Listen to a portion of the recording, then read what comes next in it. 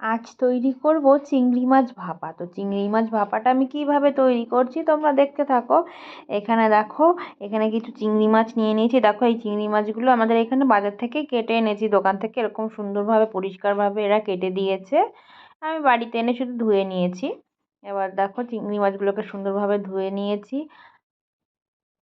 এর ভেতরে একটা শিরা মতো থাকে কালো, ওটা ওরা ফেলে দেয় সুন্দরভাবে।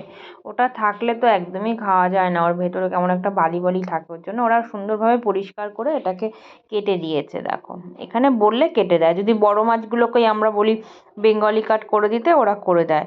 তো এখানে আর নিয়ে নিয়েছি সর্ষে আর কাঁচা লঙ্কা। আর এবার এই মাছটাকে নুন হলুদ মাখিয়ে আমি একটু রেখে দেবো।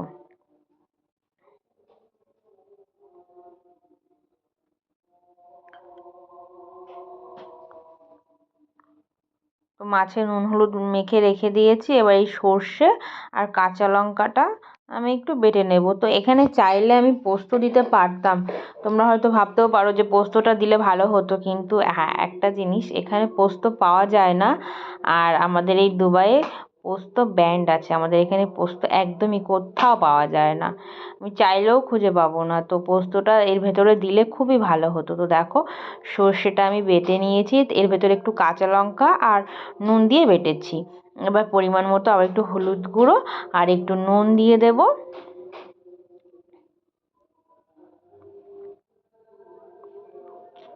আর একটু সর্ষের তেল দিয়ে দেব। এই যে সর্ষের তেলটা দেখছো, এই সর্ষের তেলটাও হচ্ছে বাংলাদেশের একটা ব্র্যান্ড। এখানে বেশিরভাগ আমরা যা যা খাই বা যা যা কিনতে পাওয়া যায়, আমরা চাই কিছু বাঙালি বা কোনো আমাদের দেশের জিনিস পেতেই খুব পছন্দ করি। তো সেখানে সেইটা খুঁজতে গেলে আমরা বাংলাদেশের জিনিসগুলোকেই খুঁজে পাই। তো কি করব, সেগুলোই আমরা নিয়ে নিই। তো তেলটা খুবই ভালো, তেলটা থেকে এত ঝাঁঝ বেরিয়ে আসে যে নাকটা, মানে তেলের বোতলের ঢাকনাটা খুলে যদি তুমি নাকটা ওখানে নিয়ে যাও, তো ঝাঁঝে নাকটা মনে হয় ঝাঁঝিয়ে উঠবে।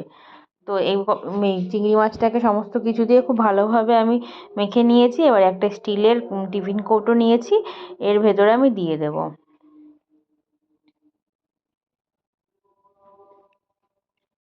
তো তোমরা কারা কারা চিংড়ি মাছ ভাপা খেতে পছন্দ করো আমাকে জানিও, আর আমার এই রান্নাটা কেমন হচ্ছে সেটাও জানিও। ওপর থেকে কিছু চেরা কাঁচা লঙ্কা দিয়ে দেব, আর একটু সর্ষের তেল দিয়ে দেবো আবারও।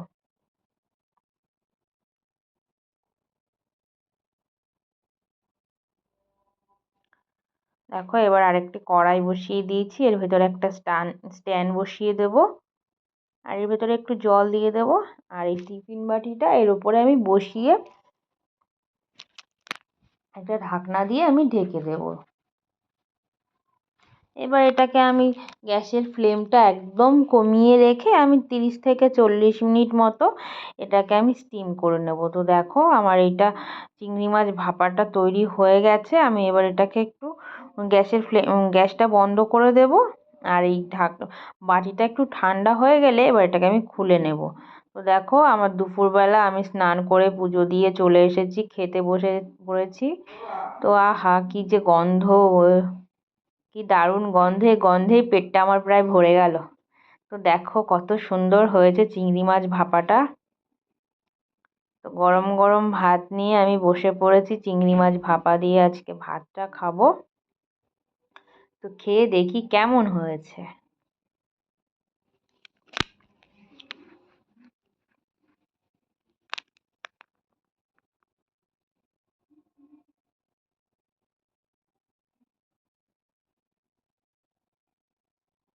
তোমাদের কি খেতে ইচ্ছা করছে? চলে এসো আমার সঙ্গে খেতে, দারুণ খাবার, খেয়ে দেখি।